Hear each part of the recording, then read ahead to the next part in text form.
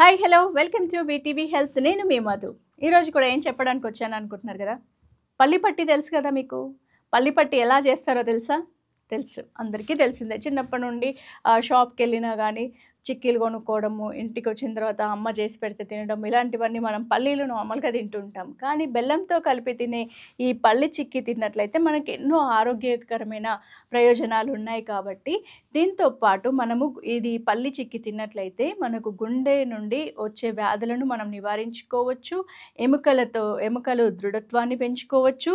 దానితో పాటు ఎక్కువగా కూడా మనకు జీర్ణక్రియ సమస్యలు ఏవైతే ఉన్నాయో ఆ సమస్యలన్నింటినీ కూడా మనం దీంతో కొంచెంలో కొంచెం రూపుమాపుకోవచ్చు. ఎందుకంటే ఈ జీర్ణక్రియ వ్యవస్థ అనేది చాలామందికి ఇప్పుడు బయట ఫుడ్ తినడం వల్ల చాలా ప్రాబ్లం అవుతుంది. కాబట్టి ఇలాంటివి అప్పుడప్పుడు అన్నం తిన్న తర్వాతనో స్నాక్స్ రూపంలోనో ఎప్పుడూ టైంపాస్కి అలా బ్యాగ్లో ఆఫీస్కి వెళ్ళే వాళ్ళు కానీ స్కూల్ పిల్లలకి కానీ కొంచెం బ్యాగ్లో పెట్టించామనుకోండి, అప్పుడప్పుడు తిన్నట్లయితే మనకు దీనివల్ల ఐరన్ ఉత్పత్తి కూడా ఎక్కువగా లభిస్తుంది.